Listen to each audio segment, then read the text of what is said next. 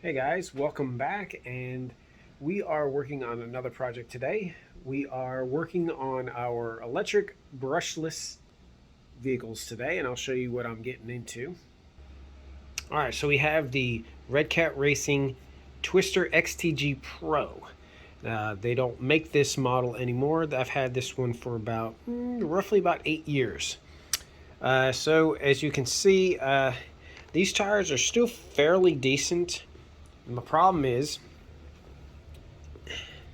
I can't ever, over time, keep a set of tires on this thing. It is running 3S LiPo, so it is very fast for a Truggy for 1/10 scale.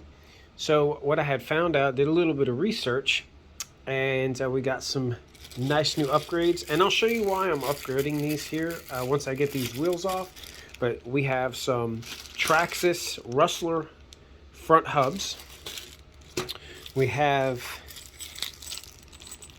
the pin to hex kit, conversion kit for the rear.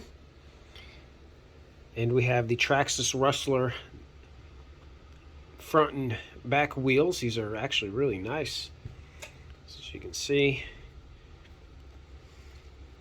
And then the inside, you can see they're both hex.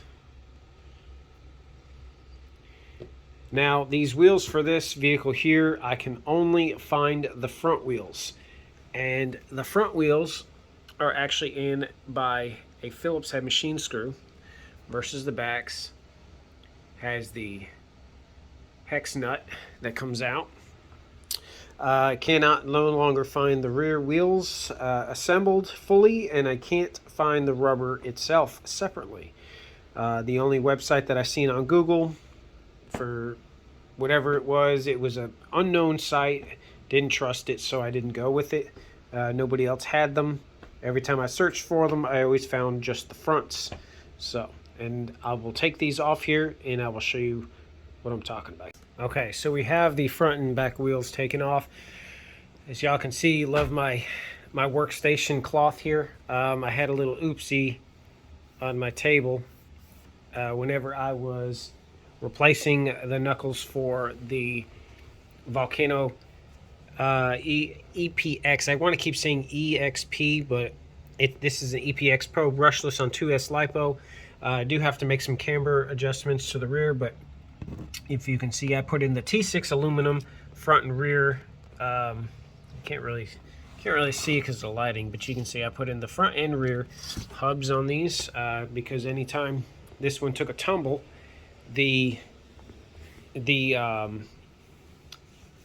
axle or the hub itself would break. So okay, so all right, and I'll show you with these wheels here being hard to find, and I don't want to purchase limited parts here. So here's what the front wheel looks like from the inside part. When we're going to convert over to that, so it makes it easier. So then anytime I burn these tires up, I could just look for Traxxas Rustler wheels since they still make it. As you can see here, the hub on that, you just kind of screw it in. It's kind of weird, a very weird design, never seen that before. And of course your backs are standard, just like the fronts.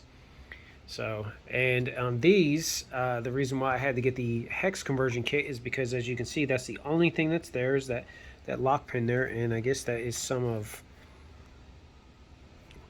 my wife's hair that was on this, or no, somebody's hair is wrapped up in this axle. So that's weird. I don't know where I scooped that up from. I'll clean that out real good so it doesn't get binded up. But that, and if you can see the insides of these, how these sit in there, it's not the same. So, all right, let's go ahead and get started. All right, guys, so about 30 minutes of messing with this, and then possibly another 20 minutes of thinking about this. Got the back wheel on. Perfect. Nice. It's got pretty much the same amount of space as the factory one there. I may go a little bit shorter on the adapter, but I think the 7.0 will be perfect for it. I think it was a really good pick for that. May or may not have to adjust the camber for it. Okay, so I've got the front all done, ready to go, and now it's got a threaded hub on there, so, and it spins pretty good. I'm going to go ahead and insert the wheel. Now I had to take apart and piece together part of the hub. So what I did was I took that swinging edge off of there. That's on this part here. I took the washers out.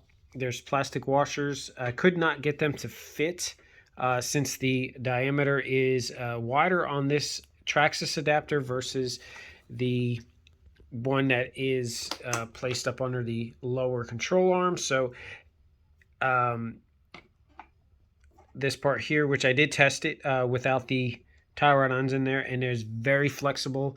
I did basically take the bolt off of the Traxxas since the slide pin that goes in there, where's the slide pin? This slide pin that went up in there it no longer fits. It's the hole for the factory control arm is wide enough to fit that slide pin in there, but it will not. Well, I guess that was it. Hopefully I'm not losing my mind. That's why I can't wait till my placemat. I'm gonna look for a placemat, but right now I'm gonna use this old rag towel. So basically, I took the washers out. I had to use the bolts from this one here, as I showed just a minute ago. If I can get the focus to work right. And it has threads on the very end, and I pretty much just made threads. It's backed out just a little bit, which I have to give it some space before I can tighten it back up. I don't know. This is, you can see the gap. There's a little bit of a gap, but if I go too tight, then it won't basically, it won't free turn, but I think that'll be good for it. If I run into any issues, then I'm going to have to look at another source. But I think for right now, I'm going to give that a couple of turns on the thread there to make sure that stays locked, but pretty much space these apart. Keep a little bit of a gap in there for movement, but I think it'll be okay. But like I said, if I run into any issues, what I can really do is try to find a way to, if I can try to find a way to grind these down a lot thinner, but I don't really think I'll need to. So, but so far so good. You know, this is a start. This is a task here on converting this, so that way I don't have to deal with those old tires anymore. So let me do some more adjusting on this, and then we'll come right back. Okay, so I went ahead and I put a washer at the top, and I changed my bolt. So now we are pretty good to go on this side now. So no, I think that'll work out. The tie rod, I did move out the adjustment, but just enough to where it wasn't weak on the ends. Hopefully it doesn't split the ends. I've seen it split before. I think I just might have been able to make out just enough room for the original tie rod end to be adjusted out just enough to keep the wheels about lined up straight back and forth. So, all right, let's put this side together. We'll get the other side in, and actually, let me see. Yeah, we'll get the other side together and see how it looks. Okay, so before we put the last wheel on, I'll show y'all. So the old style, remember how the wheel bolted in that way? And now we were trying to get it to go and bolt into one of those. Real simple. These were very affordable on eBay. 7.0s, pretty good. They have the slide pin right there. Slide it onto your axle. I'll get it straightened out here in just a second. once you get it in place, looks like that was it right there. Make sure your pins don't slide out. Take your screw, very tiny screw. It's going to be a Torx screw, so make sure you have like a I know Cobalt makes a very awesome kit, which comes with different size bits, because it's going to be I believe it's going to be a T, oh, you can see it a little bit, a T4. You can also see here, I have another spare kit just in case. Pick you up one of those, and that'll have all the sizes that you need. I ordered another toolkit that's actually for RC, but for the time being, I just went and picked me up one of these 65-piece sets here, which did not have the proper key for, or the bit, sorry, in this here. That's why I ended up getting one of the smaller kits, but I've had this one for a couple of years. So all right, so once we get the last wheel on here, we'll do an overview real quick, and then we'll be done. All right guys, final overview. Until my stand makes it in, I'm going to use my old tires as a stand. So as you can see, nice and smooth, and of course, you know, the back has the gear in it, but overall everything's straightened out. Everything looks freaking great. I'm very amazed that I was able to make this happen. So this is, once again, the Twister XTG Pro. The wheel setup is very weird. It's a pin style screw on or mount on in the back, and a Phillips head screw in the front.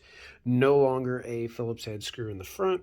As you can see, the wheels are nice and rotating smooth. Also be sure whenever you, of course, tighten down your front wheels, that you don't over tighten them. Make sure they always have free spin to them, where you can do some serious damage, and your RC won't drive correctly. So we fixed our dilemma. We got these screws there. We got the extensions up there. Mixed combination of Red Cat and a little bit of Traxxas. Sorry, it's going to take a while to get used to Traxxas. Saying the name Traxxas because I'm actually going to start picking up more of their product, which is going to be a big changer, because I've always been a Red Cat person. You know, as you can see down there, I haven't fired it up yet. Getting ready to, possibly this week.